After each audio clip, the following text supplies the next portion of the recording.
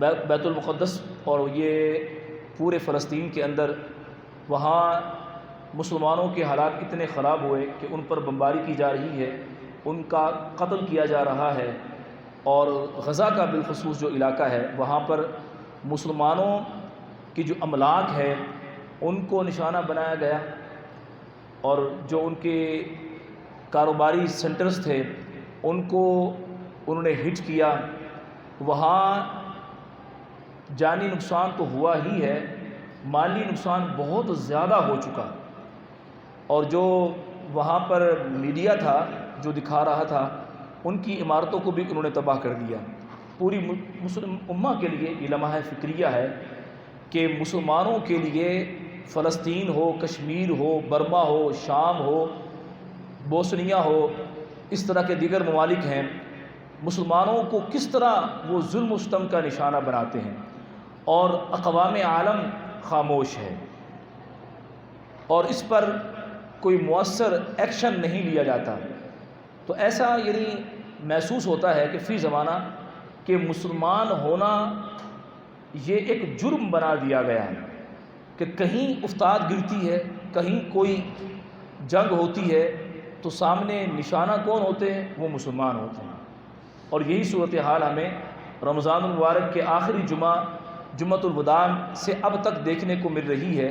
مسلسل وہاں حالات کشیدہ ہیں، اور اتنا وہاں پر انسانی جانوں کا ضیاع کیا ہو رہا ہے، اور انسانی حقوق کی دھجیاں اڑائی جا رہی ہیں کہ وہ عالمی تنظیمیں جو بات بات پر ہیومن رائٹس کی بات کرتی ہیں، انسانی حقوق کی بات کرتی ہیں، آج وہ ان کی زبانیں وہ بند ہیں، اور اس پر کوئی گفتگو نہیں ہو رہی کہ چھوٹے چھوٹے بچوں کی لاشیں ہم نے دیکھی ہیں، سوشل میڈیا پر نظر آ رہی ہیں، اور اسی طرح خواتین اور بڑے بوڑھے، ایک بہت بڑی تعداد میں ہمارے مسلمان بھائی شہید ہو چکے۔ سب سے پہلے یہ بات ذہن میں رکھیں، کوئی کشمیر میں ہو، فلسطین میں ہو، شام میں ہو، لیبیا میں ہو، مصر میں ہو، عراق میں ہو، افغانستان میں ہو، وہ دنیا کے کسی خطے میں ہو، اس کو آپ نہ اس کی نیشنلٹی کے اعتبار سے نہ پہچانیں، بلکہ اسے ہم مسلمان سمجھیں۔ وہ فلسطینی ہے، فلسطینی وہ بعد میں ہے، مسلمان پہلے ہے۔ کشمیری وہ بعد میں ہے، مسلمان پہلے ہے۔ وہ برما کا بعد میں ہے، اس کی نیشنلٹی وہاں کی بعد میں ہے، وہ ہمارا مسلمان بھائی ہے۔ اصل میں مسئلہ یہ ہو گیا کہ اس کو جب انٹرنیشنل میڈیا دکھاتا ہے تو وہ کہتا ہے فلسطینیوں پر یہ ہو رہا ہے، کشمیریوں پر یہ ہو رہا ہے، اور برما یا شام کے لوگوں پر یہ ہو رہا ہے۔ یہ وہاں پر بات نہیں کی جاتی کہ مسلمانوں پر یہ ہو رہا ہے۔ تو جو ظلم و ستم مسلمانوں پر پچھلے کئی دہائیوں سے روا رکھا گیا وہ اب بھی جاری ہے، اور اس میں دن بدن تیزی آ رہی ہے۔ جیسا کہ میں نے بیت المقدس کے حوالے سے آپ کو بتایا کہ یہ وہ قبلہ اول ہے۔ جناب فاروق اعظم رضی اللہ تعالیٰ عنہ کے دور خلافت میں بیت المقدس فتح ہوا 15 ہجری۔ کب جی؟ 15 ہجری۔ ہمارے آقا صلی اللہ علیہ وسلم کا وصال کب ہے؟ 11 ہجری۔ 4 سال کے بعد یہ بیت المقدس آزاد ہوا، اور جناب فاروق اعظم رضی اللہ تعالیٰ عنہ خود تشریف لے گئے، اور تب سے لے کر اور تقریباً 11ویں صدی عیسوی تک، اور ہجری لحاظ سے تقریباً 6 صدی ہجری بنے گی، یہ مسلمانوں کے پاس رہا۔ پھر صلیبی جنگیں ہوئیں، اور کرسچنز وہ بہت بڑی بڑی افواج لے کر آئے، اور بیت المقدس ہمارے ہاتھوں سے نکل گیا، اور تقریباً کوئی 90 برس یہ عیسائیوں کے پاس رہا۔ پھر اللہ تبارک و تعالیٰ نے مسلمانوں کو سلطان صلاح الدین ایوبی عطا فرمائے، اور ان کی جو زندگی ہے، میں آپ کو مشورہ دوں گا کہ آپ ان کی زندگی کے بارے میں پڑھیں، ان کی جو سٹرگل ہے۔ آپ ہمارے بچے سٹوریز کو بڑے پسند کرتے ہیں، تو اپنے بچوں کو وہ ان کی سٹوری سنائیں۔ خان آصف نے بڑی بہترین طریقے سے یہ سلطان صلاح الدین ایوبی کے احوال کو قلم بند کیا۔ نسیم حجازی نے بھی لکھا ہے، اور انہوں نے بھی لکھا ہے۔ تو یہ آپ کتاب لیں، ہارڈ فارم میں لیں یا سافٹ فارم میں، یہ نیٹ پہ اویلیبل ہے، اس کو آپ ڈاؤن لوڈ کر لیجئے۔ میں نے یہ پوری کتاب پڑھی ہے، تو آپ کو جگہ جگہ آپ کو عشق و محبت کی داستانیں محبت رسول کی داستانیں، اللہ پر اپنا سب کچھ قربان کر دینے، دین اسلام پر سب کچھ قربان کر دینے کا جذبہ ملے گا۔ اور حیرانگی ہوتی ہے کہ وہ لوگ جن کے پاس وسائل کی بڑی کمی تھی، اب ہم کہتے ہیں نا کہ ہم کیسے لڑیں ان کے ساتھ، اللہ رب العزت نے ہمیں اب تو اتنے وسائل عطا فرمائے ہیں، لیکن تھوڑے سے وسائل کے ساتھ انہوں نے دیکھو کتنا بڑا کارنامہ سر انجام دیا۔ بیت المقدس جب فتح ہوا نا تو آپ نے بیت المقدس کی صفائی کروائی، اور جو سب سے بہترین قراء اور حفاظ تھے ان کو آپ نے بلایا، اور آپ نے بیت المقدس میں جگہ جگہ حفاظ اور قراء کو کھڑا کیا اور فرمایا بلند آواز سے اذانیں دو۔ اذان تو ایک ہی کافی تھی، لیکن آپ نے جگہ جگہ بیت المقدس کی جگہ جگہ آپ نے کھڑا کیا قراء حضرات کو، حفاظ کو، کہ اذانیں دی جائیں تاکہ کفر کو پتہ چلے کہ اسلام غالب آ چکا ہے۔ اور یہ اللہ اکبر اشہد ان لا الہ الا اللہ اشہد ان محمد الرسول اللہ، جب یہ صدا بلند ہوگی تو یہ کفر پر یہ بجلی بن کر گرے گی اور اسلام کا پرچم لہلہائے گا۔ تو تب سے لے کر اور کچھ عرصہ پہلے تک یہ بیت المقدس ہمارے پاس رہا ہے، اتنا لمبا عرصہ یہ ہمارے پاس رہا، لیکن ہمارے اپنے حکمرانوں کی نااہلی کی بنا پر، ہماری اپنی نااہلی کی بنا پر یہ ہمارے ہاتھوں سے چلا گیا۔ 1948 میں اسرائیل کا قیام ہوتا ہے، 1969 میں ایک یہودی نے بیت المقدس میں آگ لگائی، اور وہ منبر جو سلطان صلاح الدین ایوبی نور الدین زنگی کا بنایا ہوا اپنے ساتھ لائے تھے اور وہاں پر نصب کیا، وہ منبر 1969 تک رہا اور اس لگنے والی آگ کے اندر وہ جل گیا۔ اتنا لمبا عرصہ وہ مسجد اقصیٰ کے اندر رہا۔ اور یہاں پر یہ بات بھی ذہن میں رکھیں کہ ہمیں جو مسجد اقصیٰ عمومی طور پر ہم دیکھتے ہیں نا، وہ جو گولڈن گنبد ہے، صرف یہی مسجد اقصیٰ نہیں ہے بلکہ وہ مسجد اقصیٰ کا حصہ ہے۔ مسجد اقصیٰ یہ پوری ہے جس میں سرمائی رنگ کا گنبد ہے، اور یہ جو گنبد ہے گولڈن کلر کا، یہ ڈوم آف راک، یہ جو گنبد ہے یہ مسجد اقصیٰ کے صحن میں ہے، تو یہ بھی مسجد اقصیٰ کا حصہ ہے۔ صرف یہی مسجد اقصیٰ نہیں ہے بلکہ یہ مسجد اقصیٰ کا حصہ ہے۔ تو اتنا لمبا عرصہ مسلمانوں کے پاس رہی۔ پھر 2017 کے اندر جب اسرائیل نے یروشلم پر اور بالخصوص جو بیت المقدس کا علاقہ ہے اپنی فوجیں بھیجی، اور پھر انہوں نے بیت المقدس پر، مسجد اقصیٰ پر باضابطہ طور پر انہوں نے قبضہ کر لیا، اور امریکن پریزیڈنٹ نے باقاعدہ اس کو اناؤنس کیا۔ امریکہ کے صدر نے 2017 میں، ٹرمپ نے باقاعدہ اس کو اناؤنس کیا۔ کیا اناؤنس کیا؟ کہ ہم یروشلم کو کیپٹل آف اسرائیل ایکسیپٹ کرتے ہیں۔ کتنی عجیب سی بات ہے کہ وہ علاقہ جو مسلمانوں کا علاقہ تھا، جہاں عرب رہ رہے ہیں، فلسطینی مسلمان رہ رہے ہیں، اور یہ غاصبانہ طور پر آئے۔ پہلے یہ اسرائیلی جو تھے یہ ریفوجیز تھے، یہودی وہاں پر پناہ گزین بن کے آئے، پھر آہستہ آہستہ انہوں نے پراپرٹیز خریدی، اور پھر تل ابیب کا علاقہ انہوں نے لیا، اور پھر آگے بڑھتے بڑھتے بڑھتے بڑھتے وہاں تک پہنچے۔ وہاں کے مسلمانوں کی جو پراپرٹیز تھی وہاں پر انہوں نے قبضہ کیا اور انہوں نے بے دخل کیا۔ جب 1948 میں اسرائیل ریاست کا قیام عمل میں آیا اور اس کو اقوام متحدہ نے ریاست ڈکلیئر کیا، اس وقت جو فلسطین کا پورا علاقہ ہے اس میں 33% یا 30% یہ علاقہ ان کے پاس تھا جس پر اسرائیل کی ریاست قائم ہوئی تھی۔ افسوس سے کہنا پڑ رہا ہے کہ اس وقت جو 70% ہمارے پاس فلسطینیوں کے پاس علاقہ تھا، اس وقت صرف 30% ہمارے پاس ہے اور 70% ان کے پاس ہے۔ یہ ہماری اپنی مسلم حکمرانوں کی نااہلی کی وجہ سے ایسا ہوا۔ OIC جس کا قیام 1969 میں لگنے والی آگ کے نتیجے میں مراکش کے اندر جو تمام ممالک اکٹھے ہوئے تھے، اور وہاں پر اناؤنس کیا گیا کہ ایک ہماری انٹرنیشنل آرگنائزیشن ہونی چاہیے جو مسلمانوں کے حقوق کے لیے کوشاں رہے۔ اس کے بعد 1974 میں لاہور میں OIC کا سربراہی اجلاس ہوتا ہے۔ جب بھٹو کا دور حکومت تھا اس وقت بڑا شور ہوا، اب یہ ہو جائے گا، ایسا ہو جائے گا۔ اس کے بعد اب تک کچھ بھی نہیں ہوا، اور یہ ایک بالکل مردہ تنظیم ہے، اس نے اب تک کچھ بھی نہیں کیا۔ تو یہ امت کہ جو مسلمان حکمران ہیں ان کے گلوں میں یہ قرض ہے ان پر کہ یہ جو کشمیر کا مسئلہ ہے، فلسطین کا مسئلہ ہے، اگر یہ سنسیئر ہو جائیں تو یہ مسائل یہ آنے واحد میں سالو ہو سکتے ہیں۔ مسئلہ یہ ہے کہ سوائے 2-3 ممالک کے چھوڑ کے جتنے بھی مسلم ممالک ہیں ان میں جو حکمران ہیں وہ لبرل اور سیکولر ہیں، اور وہ انہی طاقتوں کے بٹھائے ہوئے ہیں جو طاقتیں مسلمانوں کو کمزور کر رہی ہیں، جو اسلام کی مخالف ہیں، انہی طاقتوں کے نمائندہ اور انہی کی کاز کے لیے کام کرنے والے ہیں۔ مسئلہ یہ ہے عوام کے اندر جذبہ ہے، میرے اندر جذبہ ہے، آپ کے اندر جذبہ ہوگا، آپ چاہتے ہیں کہ کشمیر کو آزادی ملے، فلسطین کو آزادی ملے، لیکن ہم سوائے دعا کے کچھ نہیں کر پا رہے۔ اللہ تبارک و تعالی ہمارے ان مسلمان بھائیوں کی مدد فرمائے۔ تو میں پچھلے جمعے بھی میں نے یہ گزارش کی تھی کہ اگر مسلم امہ نے اس کی طرف توجہ نہ دی تو اس کا رزلٹ کتنا بھیانک نکلے گا۔ یہ بات صرف بیت المقدس تک نہیں رہے گی۔ اگر بیت المقدس مسلمانوں کو نہ ملا تو اس کا نتیجہ کیا ہوگا؟ یہ سارا مصر بھی جائے گا، شام بھی جائے گا، اردن بھی جائے گا، لبنان بھی جائے گا، عراق بھی جائے گا۔ یہاں پر گرفت بڑی کمزور ہے، وہاں پر سارا خانہ جنگی کا علاقہ ہو چکا ہے، بڑی آسانی کے ساتھ اسرائیل اس کو اپنے زیر تسلط کر لے گا۔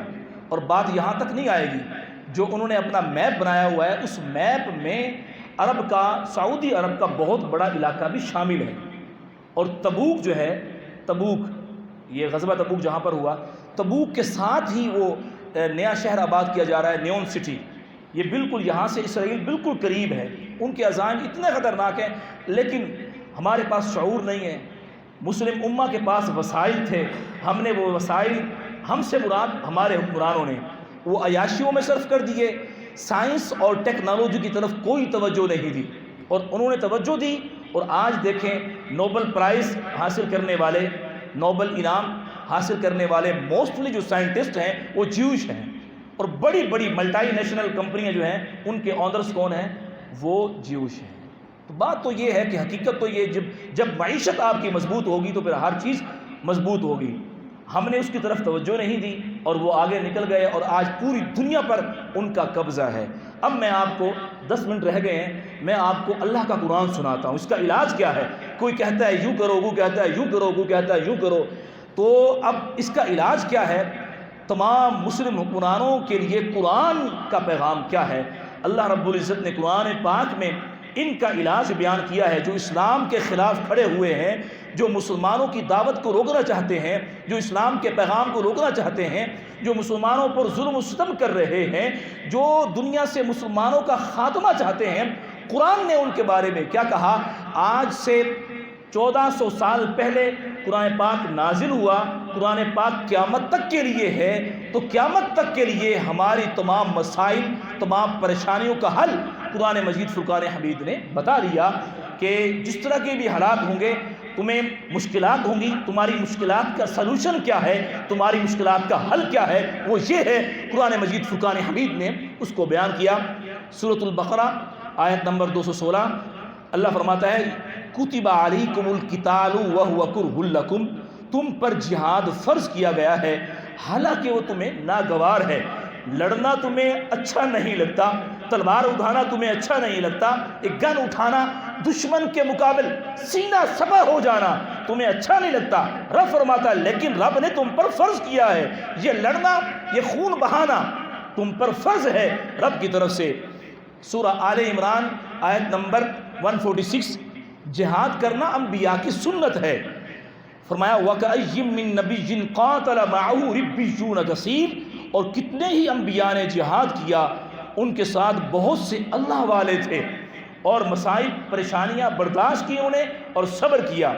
اللہ فرماتا ہے سورۃ النساء آیت نمبر 74، فَلْيُقَاتِلْ فِي سَبِيلِ اللَّهِ الَّذِينَ يَشْرُونَ الْحَيَاةَ الدُّنْيَا بِالْآخِرَةِ، پس جو لوگ دنیا کی زندگی کو آخرت کے بدلے میں بیچ دیتے ہیں، انہیں چاہیے کہ اللہ کی راہ میں لڑیں۔ جو چاہتے ہیں ہمیں آخرت ملے، اللہ فرماتا ہے آخرت پھر انہیں کے لیے ہے جنہوں نے اپنی جان کو بیچ دیا۔ مالک یہ جان میری نہیں ہے، یہ جان تیری ہے، اور جب تیرا حکم آئے گا میں اپنی جان کو تیرے لیے، تیرے دین کے لیے قربان کر دوں گا۔ سورۃ النساء۔ اب یہ دیکھیں، یہ آیت سنیں، اور کشمیر اور فلسطین کے مظلوم ان آہیں بھرتے ہوئے، ان روتے اور چیختے اور چلاتے ہوئے ان معصوم بچے کی چھوٹے چھوٹے ہاتھ جو اٹھاتے ہیں، یا رب یہ ہم پر ظلم کر رہے ہیں، تو اپنی مدد بھیج. اور ان کی خواتین پاکستان کی طرف رخ کر کے اور ترکی کی طرف رخ کر کے کہہ رہے ہیں کہ اپنی بہنوں کو، ان کی عزت و آبرو کو بچانے کے لیے اب تو آ جاؤ. دیکھو ہمارے مکان زمین بوس ہو چکے ہیں، ہم تباہ ہو گئے، ہمارا خاندان سارا کا سارا وہ قتل ہو چکا ہے، اب تو آ جاؤ. قرآن نے کیا کہا سنیے. میں جب یہ آیت پڑھتا ہوں مجھے لگتا ہے کہ بالکل انہی حالات کے تناظر میں اللہ رب العزت تو جانتا ہے نا کہ حالات کیسے ہوں گے.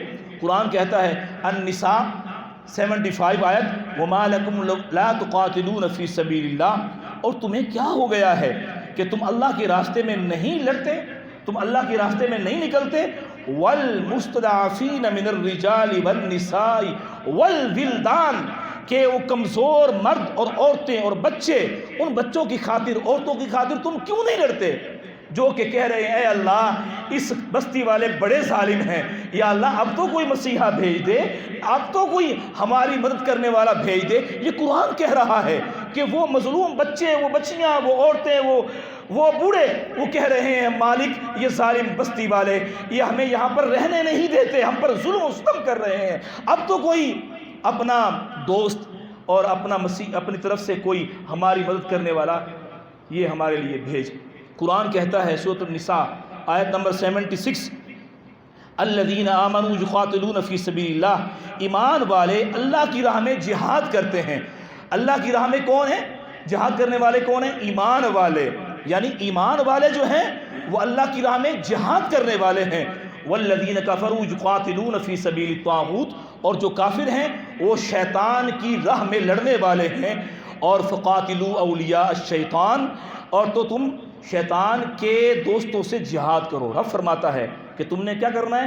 جو شیطان کے کمپینینز ہیں، جو ان کے رفقا ہیں، جو ان کا الائنس بنا ہوا ہے اسلام کی خاطر، الکفر ملت واحدہ، کہ سارے کا سارا کفر اسلام کے مقابل ایک ہی ملت ہے، ایک ہی ملت ہے، ایک ہی ملت ہے.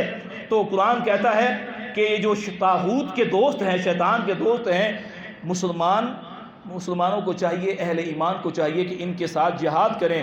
ان کید الشیطان کان ضعیفا، بے شک شیطان کا مکر و فریب بہت کمزور ہے.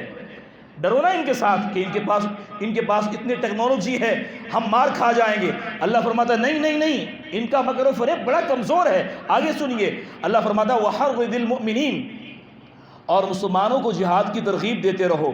عسى اللہ ان یکف بأس الذین کفروا، ان قریب اللہ کافروں کی طاقت روک دے گا. اللہ فرماتا ہے ان قریب، تم نکلو تو صحیح، اپنے رب پر بھروسہ تو کرو. اللہ رب العزت کافروں کی طاقت کو روک دے گا. آگے سنیے واللہ اشد بأسا واشد تنکیلا، اور اللہ کی طاقت سب سے زیادہ مضبوط اور اس کا عذاب سب سے زیادہ شدید ہے. کیا تمہیں یقین نہیں ہے کہ اللہ بچانے والا ہے؟ اللہ کی طاقت سب سے بڑھ کر ہے. پھر کیوں ڈر رہے ہو؟ پھر کیوں پریشان ہو کہ ہم نکلے تو ہم مارے جائیں گے، ہمارا کیا بنے گا؟ اللہ فرماتا ہے سورۃ المائدہ آیت نمبر 35 وجاہدوا فی سبیلہ لعلکم تفلحون، اور اللہ کی راہ میں جہاد کرو اس امید پر کہ تم فلاح پا جاؤ. کامیابی کس میں ہے؟ اللہ کی راہ میں نکلنے میں ہے. کامیابی کس میں ہے؟ جہاد میں ہے. یہ کون فرما رہا ہے؟ اللہ رب العزت ارشاد فرما رہا ہے سورہ انفال آیت نمبر 65 ارشاد فرمایا یا ایھا النبی حرض المؤمنین علی القتال، اے نبی مسلمانوں کو جہاد کی ترغیب دو. اگر تم 20 ہوگے نا رب کے فضل پر 200 پر غالب آ جاؤ گے، 200 پر غالب آ جاؤ گے. اگر تم 100 ہوگے، تمہارے مقابل 1000 کا لشکر ہے، اللہ رب العزت تمہیں غلبہ عطا فرمائے گا. یہ رب نے قرآن میں فرمایا ہے. اور آگے سنیے سورہ توبہ آیت نمبر 38. یہ ہمارے حکمرانوں کو یہ آیت پڑھنی چاہیے اور قرآن کے اس پیغام کو سننا چاہیے. اگر اس پہ عمل نہ ہوا تو پھر کون سی ریاست مدینہ، پھر کون سے ملک، کچھ نہیں رہے گا، ختم ہو جائے گا. قرآن نے پہلے متنبع کر دیا تھا یا ایھا الذین آمنوا، اے ایمان والو، ما لکم، تمہیں کیا ہو گیا، اذا قیل لکم انفروا فی سبیل اللہ اثاقلتم الی الارض، جب تم سے کہا جائے کہ اللہ کی راہ میں جہاد کے لیے نکلو تو زمین سے لگ جاتے ہو۔ تمہیں کیا ہو گیا؟ جب کہا جائے کہ اللہ کے لیے نکلو، مسلمانوں کی مدد کے لیے نکلو، تم زمین کے ساتھ چپک جاتے ہو، لگ جاتے ہو، بیٹھ جاتے ہو۔ جہاد کے لیے نکلنا تمہیں پسند نہیں ہے۔ اللہ فرماتا ہے ارضیتم بالحیات الدنیا من الآخرہ، کیا تم آخرت کی بجائے دنیا کی زندگی پر راضی ہو گئے؟ کیا تم نے دنیا کی زندگی کو ترجیح دے دی، آخرت کو چھوڑ دیا؟ فما متاع الحیات الدنیا فی الآخرۃ الا قلیل، تو آخرت کے مقابلے میں دنیا کی زندگی کا ساز و سامان بہت ہی تھوڑا ہے، بہت ہی تھوڑا ہے۔ جو کہتے ہیں جی ہمارے پاس وہ ٹیکنالوجی نہیں ہے، ان کے پاس بڑی ٹیکنالوجی ہے، تو کیا ہمارا ایمان کمزور ہو گیا؟ سب سے بڑی قوت کیا ہے؟ ایمان کی قوت ہے۔ غزوہ بدر میں کتنے تھے؟ مقابل کفار کتنے تھے؟ آپ دیکھ لیں، تمام جنگیں اٹھا کے دیکھ لیں، مسلمان تھوڑے تھے اور کفار ان سے زیادہ تھے۔ جناب فاروق اعظم رضی اللہ تعالیٰ عنہ کا دور ہے، اور کیسر و کسریٰ فتح ہوا، جو رومن امپائرز تھے، بڑی پاور تھی ان کے پاس، اور ایران کی بہت بڑی سلطنت تھی، لیکن جب یہ حضور نبی کریم صلی اللہ علیہ وسلم کے جانثاران میرے آقا کے صحابہ جب نکلے اور گھوڑے دوڑے تو کیا ہوا؟ اللہ رب العزت نے کیسر و کسریٰ کو پاش پاش کر دیا، ختم ہو گئے، مٹا دیا ان کو، اور اسلام کا پرچم یہ پورے فارس میں اور روم تک وہاں پر لہلہایا، اور اسلام کا پیغام وہاں تک پہنچا۔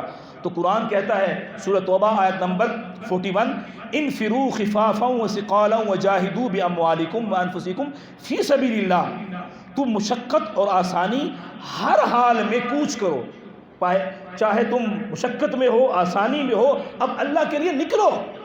اور فرمایا اپنی مالوں اور جانوں کے ساتھ اللہ کی راستے میں جہاد کرو، ذالکم خیر لکم ان کنتم تعلمون، اگر تم جانو یہ تمہارے لیے بہتر ہے۔ ہم کہتے ہیں نہیں جی ہماری معیشت تباہ ہو جائے گی، اللہ فرماتا ہے جہاد تمہارے لیے بہتر ہے۔ رب فرماتا ہے ذالکم خیر لکم ان کنتم تعلمون، اگر تم جانو تو یہ اللہ کی راہ میں نکلنا تمہارے لیے بہتر ہے۔ اور علامہ خادم حسین رضوی رحمۃ اللہ علیہ، اللہ رب العزت کروڑہ رحمتیں برکتیں نازل فرمائے، عاشق صادق، عاشق رسول، ان کی آواز اب بھی گونج رہی ہے۔ وہ فرمایا کرتے تھے، یہ آیت میرے سامنے آ گئی، اسی پر اپنی بات کو میں مکمل کروں گا۔ وہ فرمایا کرتے تھے کہ اللہ فرماتا ہے یا ایھا النبی جاہد الکفار والمنافقین، اے نبی کافروں اور منافقوں سے جہاد کرو، واغلظ علیہم، اور ان پر سختی کرو، واغلظ علیہم، ان پر سختی کرو، کافروں پر سختی کرو، کیونکہ یہ اللہ کے دشمن ہیں، اللہ کے حبیب کے دشمن ہیں۔ اور اب آج ہماری ریاست کہہ رہی ہے کہ جمعہ کا دن ہے اور ہم بھی احتجاج کریں گے، اور ہم جو ہے احتجاج کریں گے کس کے لیے؟ فلسطین کے لیے۔ عوام کا کوئی احتجاج سمجھ میں آتا ہے، حکومت کیا احتجاج کرے گی؟